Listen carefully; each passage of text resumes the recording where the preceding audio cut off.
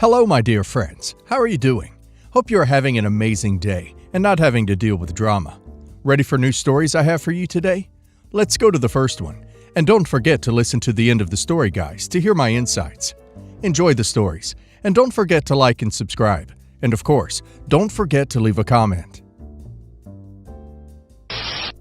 I, female 29, met my ex-boyfriend, male 29, at college and started a business right after our senior year. Our relationship often got toxic, but I think being business partners kept us together. Eventually, our business started having financial troubles.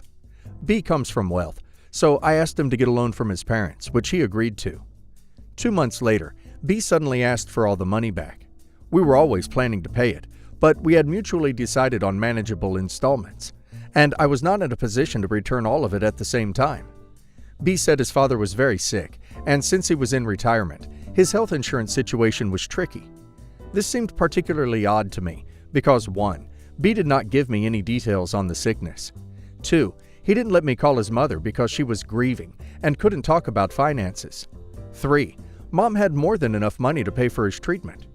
Every time I tried to investigate, he asked me to trust him, and that's what I did.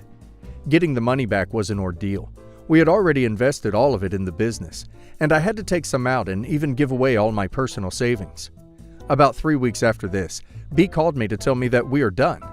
He also wanted out from the business, and the only other time I saw him was with lawyers when we were dividing our business assets, and he was withdrawing his name from all the official documents. I was devastated. In addition to all the emotional trauma, I had virtually no finances to fall back on and moved back in with my mother for a bit. I never heard from B, and after talking to some of our mutual friends, who were on my side, I found out that B's father was not actually sick. I wasn't surprised.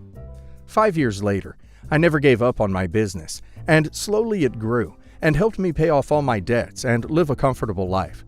I heard from some friends that both of B's parents passed away, but I didn't pay it much heed. In the midst of lockdown, I got an email from B. I knew this was not going to be good, but I responded, guided by my curiosity to know what he did with all that money. His parents had cut him out of their will, and he had a child with another woman who abandoned them. He also got laid off because of virus, and he told me he was struggling to feed his son. He told me that since he was instrumental to the business's foundation, he deserved a cut from it now that it was successful. When I asked him about the money, he said his parents were pressuring him, which I did not believe. They were always on board with his frivolous purchases and knew me well enough to tell me if they wanted it back. I consulted my lawyer, who said B had no legal claims to the business, but when I told my best friend about it, she said that she was appalled by the fact that I didn't give it a second thought, especially because he was responsible for the business idea, and his initial investment was twice as much as mine. She thinks I'm an a-hole, so here I am to find out. OP doesn't owe her ex at all. OP did the work, so she gets to reap the rewards. OP needs to tell her friend to give him money, because she's entitled to exactly the same from her as OP. Nothing. Big fat zero. He not only left the business, he was mean and devious doing it. OP's ex is a liar. He did all this knowing he's gonna leave OP. OP should feel zero guilt in this situation. And now let's hear the community's opinion. Honest Elk 1703 says, "That's a clear not the a-hole. Congratulations to you for persevering with the idea long enough to make it a success." Revolutionary Ad 1846 says, "He lied about his father being sick. He is probably lying about the child. Do not let your friend guilt trip you." Witchy Red 1974 says, "Not the a-hole. He left you with nothing and the possibility of being bankrupted. He had lawyers that made sure he was removed from all business affairs in case it failed. He is not entitled to anything. I am sorry he is having issues caring for his son, but given his history, this may not be entirely true." Update. My ex does really have the son, and I was able to verify this. I also found out that he wasn't out of his parents' will. The money simply just wasn't as much as he was expecting. Even though he did lose his job, he had a lot of fallback money. I also forgot an important detail in my first post. I recently did an interview in a local newspaper about my business, and my ex may have read that and found out that my business was doing well. Since he didn't need the money, my only explanation for why he reached out to me is that he felt entitled to my success and the money I made. Now, about my friend. She admitted that he reached out to her before he emailed me, but later, after some coaxing, she told me that they had been speaking casually for some years. I'm not the most confrontational person, so I cut her out of my life. And yesterday, I found out through Facebook that they're engaged. My sister from a young age has had only one person to rely on, and that person was me. We come from a broken family with one parent that was only around till I was 5, and the other who was stuck in a cycle of addiction. Because of our situation, I grew up very quickly and shielded her from as much as I could. She obviously was aware of what was going on, but she was not in the crosshair. I started with stealing from our mother to make sure we had food and bills were paid. I got a part-time job at 13 because we couldn't rely on our mother, and when I graduated, I immediately got 2 jobs and we moved out. I had to push my sister through high school. She wasn't an easy teen for obvious reasons, on top of going month to month trying to get as much money together to pay our bills. At 19, she finally graduated after being held back a year. She changed her tune a lot and started working as well, and she had her own place when she was 21. I finally got a shot to do something for myself and got a degree. As a result, I got a much better job, but unfortunately, that was right before the virus hit, so I pretty much went from hired to fired as I was a new hire. Now, the reason I am saying all this is not to pat myself on the back, but to stress why my reaction is the way it is. I was out of work, on the brink of losing my apartment, and had only one person who I expected I could turn to, my sister. She was recently married, still lives obviously, with her husband. So I asked if I could stay a few weeks, at most a few months, until I got a new job. It was a no. I was taken aback, but it remained to be a no. A week or 2 later, I was kicked out of my apartment. I asked again, and it was a no. At this point, I am homeless, and the only reason I didn't end up sleeping on the damn street was because I could crash at a few friends until I got a temporary job. I rented a room with a bunch of roommates for a while. Eventually, I got a job in my field again, and am now doing fine. That said, I've not spoken to my sister since. She has called, messaged, banged on my door, sent crying voice messages, apologized dozens of times, tried to explain herself, tried going to my job, tried going to friends, everything. I haven't said a word to her. It's been over a year now. She recently had a child and she is still desperately trying to reach out. She claims her husband refused to let me stay. He even reached out several times to beg me to reach out. But to me, the one time I needed her, she basically tells me to F myself. I feel like it was the last push I needed to just end that chapter of my life. I feel bad, just not bad enough, I guess. Even my friends and my girlfriend are on my case that I should forgive her, and that they understood it at first, but now think I'm being an a-hole. What would you guys do? Normally, there are not many times in your life where you really need help or support or both. During these times, you can see who is really with you or not with you. OP's sister let OP down. She could have threatened her husband that she would move out if he wouldn't let OP in. I think that didn't happen. She didn't fight for OP as OP had fought for her. I don't think she is such a good person. She should have had in her mind what OP did for her, how much OP sacrificed, and that she let OP down. She knew every day that OP was on the street. The whole time she never reached out to OP. So I think there's no way I could forgive that betrayal. And now let's hear the community's opinion. Salsa Rice says, your friends and girlfriend need to back off when this isn't their situation. You decide what you want to do here. They have zero say in the matter. I completely get your anger. You at your lowest point needed help after spending your entire life helping her up. And she said, nah, that inconveniences me. I'd be upset too. The hardest part would be trusting her again because she's already shown she isn't trustworthy. Eamsy says, I would go with your gut. If you don't want a relationship with her, don't fake it for other people because you need to worry about yourself for once. She left you homeless after all you did for her. I don't know if I could move on from that. You know you can never rely on her for anything. There could be ulterior motives why she wants you back in her life. Honestly, you sound like such a great person. You really need to do what's best for you. Update. First, to answer a couple of questions that I was unable to answer, along with addressing some incorrect comments in the post that I saw asked quite a few times. 1. The first few no's were without reasonable explanation. I was not aware of her given reason that her husband was not okay with it until later. 2. She did not know she was pregnant when she declined, and most of it happened before she would have even been pregnant in the first place. I mean, most of this took place over a year ago. I even put that in the post, so I'm not sure how that math would even work. 3. A lot of advice and comments seem to be from the perspective of functional families with a functional family structure. That is not the case here. The primary reason I'm so gutted about this entire situation is exactly that. This isn't a case of, well, I don't want my cousin to stay in my house when he can stay somewhere else. This is a case of me having sacrificed my entire youth and a significant portion of my early adult life for someone that I played no part in creating or have any parental responsibility for. And the first and only time I ever asked her to do something for me, as the only person I could reasonably fall back on, and her not doing that. That's more than a familial spat. That's a straight-up betrayal. That's also an answer to the people saying that she owes me nothing because I chose to be a parent. Anyway, with that out of the way, I decided to follow some advice given by several people.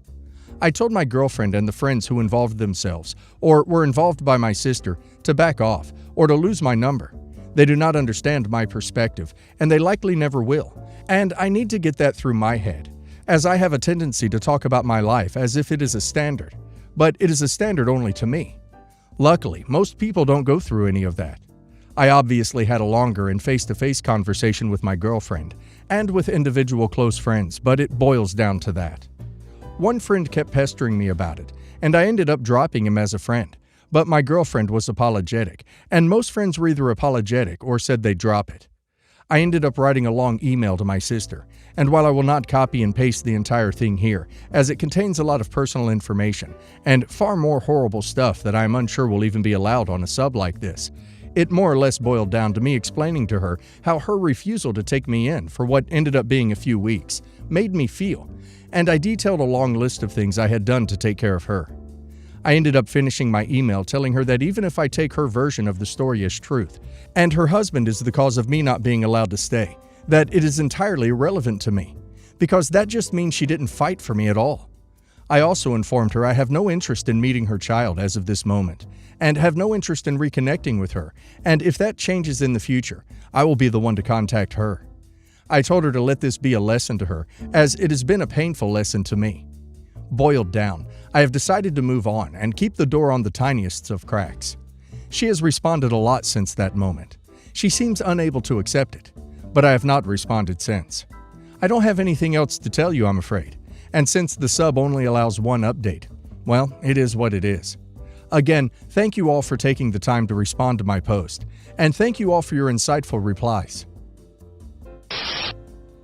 My female 45, daughter, female 20, is getting married in a few months. She came to me about borrowing my wedding dress, and I said absolutely no, since it is my dress, and I love it very much. What makes me probably the a-hole is that it is something many women have done, and apparently, it is a beautiful tradition, and mothers are often happy to do it. It is even an honor to the woman. But for me, I just can't. I love this dress. I was the one who designed it, and my mother, who was an excellent seamstress, made it for me. Looking at my wardrobe, this is the last piece I have that she made.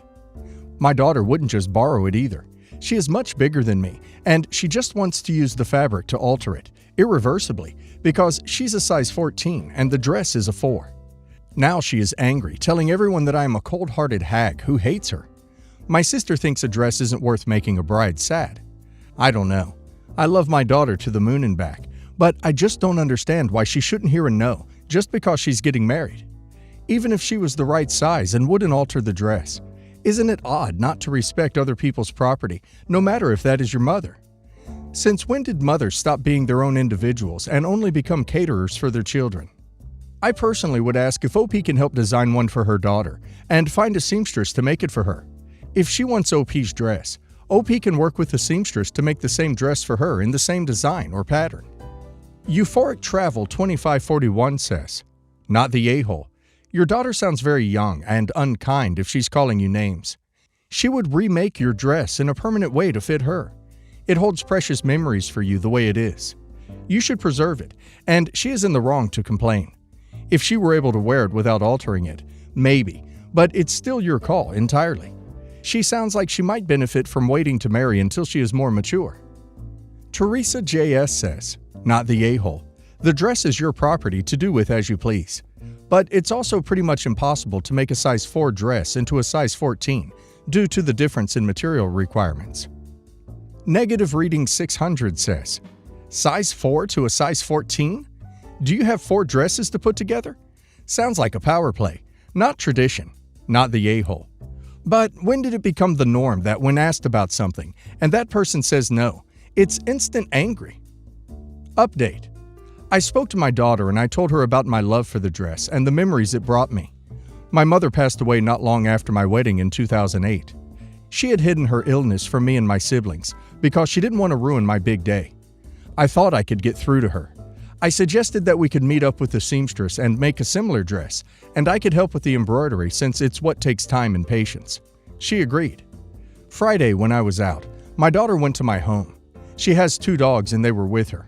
Anyway, the dress was ruined. According to her, she didn't see anything. She took out the dress to take pictures, and she left it out, and the dogs ripped it apart. I was shocked when I saw my dress in my bedroom ripped into pieces. I started sobbing, but my daughter said that I was exaggerating like it was her fault when it wasn't. She just shrugged me off and said to get help because I'm being creepy. My husband asked her to leave. Next day, she blew up my phone crying and saying that she was sorry because she thought that I hated her now because of a dress. I said that I didn't hate her and would never do that. I love her. Later, my sister called me to talk, and she then asked me that now I might as well give the parts that weren't ruined to my daughter so the dress could at least be useful. I agreed, and my daughter came in the evening to pick up the embroidered parts. She stayed in the car while her fiancé came to pick up the dress. I'm not angry or anything, just feeling terrible sadness. My mother's memory is more than a dress or any material things. She's always in my heart. I just miss her very much all the time. Edit.